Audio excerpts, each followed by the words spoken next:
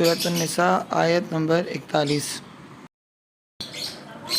औज़ु बिल्लाहि मिनश शैतानिर रजीम बिस्मिल्लाहिर्रहमानिर्रहीम रब्बि इश्रह ली सदरी वयस्सिर ली अमरी वहलुल उक़दतम मिन लिसानी यफ़क़हू क़ौली। अस्सलामु अलैकुम वरहमतुल्लाहि वबरकातुहू। सूरत النساء की आयत नंबर 41 जो है ये नबी करीम सल्लल्लाहु अलैहि वसल्लम को बड़ी मतलब उनके ऊपर दुश्वार गुज़रती थी जब इस आयत को पढ़ा जाता था, और इसका एक प्रॉपर बैकग्राउंड भी है इस आयत का, वो मैं आपके साथ इंशाअल्लाह ताला शेयर करूँगी।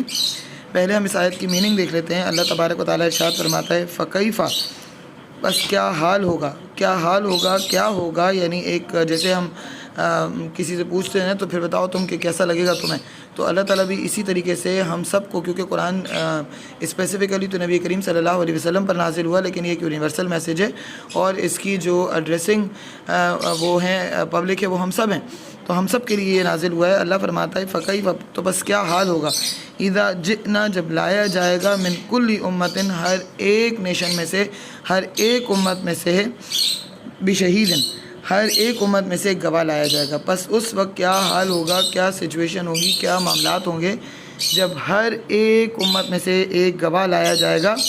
वजिना, और आपको लाया जाएगा, वजिना बिका, और आपको लाया जाएगा, अला हाउलाई, उन सब के ऊपर, शहीदा, गवाह। यानी पहले सारी उम्मतों में से, इसका इशारा इस आयत में इशारा इस तरफ है कि जैसे क्रिश्चियन हैं वो हज़रत ईसा अलैहिस्सलाम को अल्लाह का नबी मानते हैं, और जबकि हज़रत ईसा अलैहिस्सलाम ने तो उनको ये तालीम नहीं दी। हज़रत ईसा अलैहिस्सलाम तो वहदानियत और तौहीद का ही मैसेज लेकर आए थे। इसी तरह से हज़रत मूसा अलैहिस्सलाम भी तौहीद का मैसेज लेकर आए थे। तो 1,24,000 नबी जितने भी दुनिया में आए हैं, उन सब की जो बेसिक टीचिंग्स थी वो एक ही थी, और वो तौहीद थी। तो लोग तौहीद से कैसे भटक गए, वो अल्लाह के एक होने को मानना छोड़कर अल्लाह के साथ किसी भी फॉर्म में शरीक कैसे ठहराने लगे। जैसे सूरह अल-इखलास में अल्लाह कहता है कि लम यलिद वलम यूलद, ना उससे कोई पैदा हुआ, ना वो किसी से पैदा हुआ।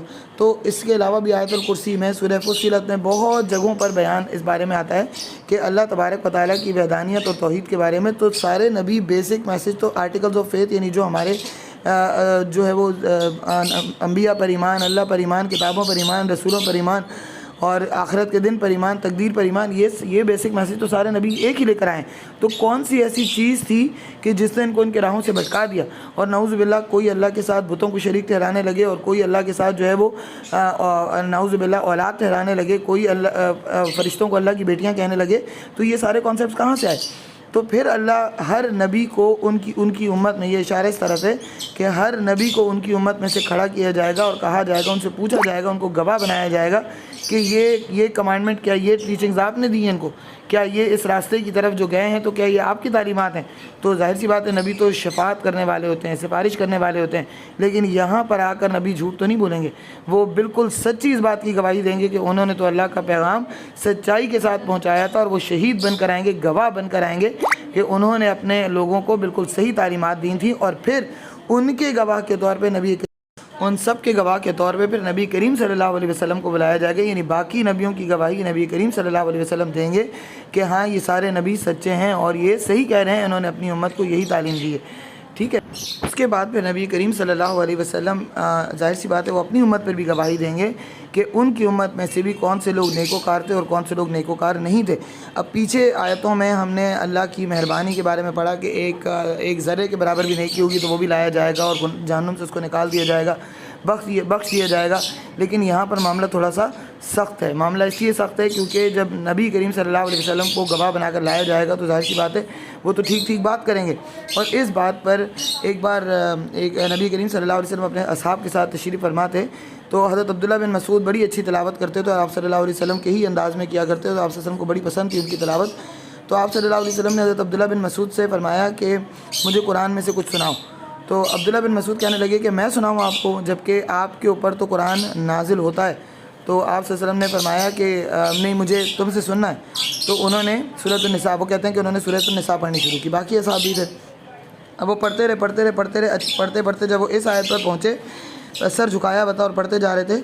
जब वो इस आयत पर पहुँचे, फ़कैफ़ इज़ा जिअना मिन कुल्ली उम्मतिन बिशहीदिन व जिअना बिका अला हाउलाई शहीदा। जब उन्होंने ये आयत पढ़ी तो आप सल्लल्लाहु अलैहि वसल्लम ने उनसे इशारा करके फरमाया हस्बुक, यानी रुक जाओ। उस पर उन्होंने जब सर उठाया तो उन्होंने देखा कि आप सल्लल्लाहु अलैहि वसल्लम की आंखों से आंसू रवा थे और वो बहुत ही शिद्दत से रो रहे थे। ان کے رونے کی وجہ یہ تھی کہ آپ صلی اللہ علیہ وسلم اپنی امت کے ہر ایک شخص کو چاہتے ہیں کہ وہ جنت میں لے کے جائیں، لیکن جب یہ حالات ہوں گے، جب ان کو گواہ بنا کر لایا جائے گا تو ظاہر سی بات ہے وہ اپنی امت کے خلاف بھی اگر ان کو گواہی دینی پڑی تو وہ دیں گے، ظاہر سی بات ہے وہ حق اور سچ کا ساتھ دیں گے، کیونکہ نبی کریم صلی اللہ علیہ وسلم کا تو جھوٹ بولنے کا تو سوال ہی نہیں ہے، چاہے ان کو اس کے لیے کسی بھی حد تک کیوں نہ جانا پڑے۔ تو آپ صلی اللہ علیہ وسلم پر بڑی گراں گزرتی تھی کہ جب ان کو بھی شہید بنا کے یعنی گواہ بنا کے لایا جائے گا اپنی امت کے خلاف۔ الا جو ورڈ ہے نا یہاں پر یہ خلاف کے لیے استعمال ہوتا ہے، جو الا ہؤلائی، تو یہ الا کا جو لفظ ہے یہ استعمال ہوتا ہے خلاف کے لیے، یعنی آپ کو ان کو بھی ان کی امت کے اوپر یعنی ان کی امت کے خلاف گواہ بنا کے لایا جائے گا تاکہ رد کرنے کی کوئی گنجائش باقی نہ رہے۔ باقی واللہ عالم، آئی ہوپ کہ آپ کو انڈرسٹینڈنگ کلیئر ہو گئی ہے۔ جزاکم اللہ خیر۔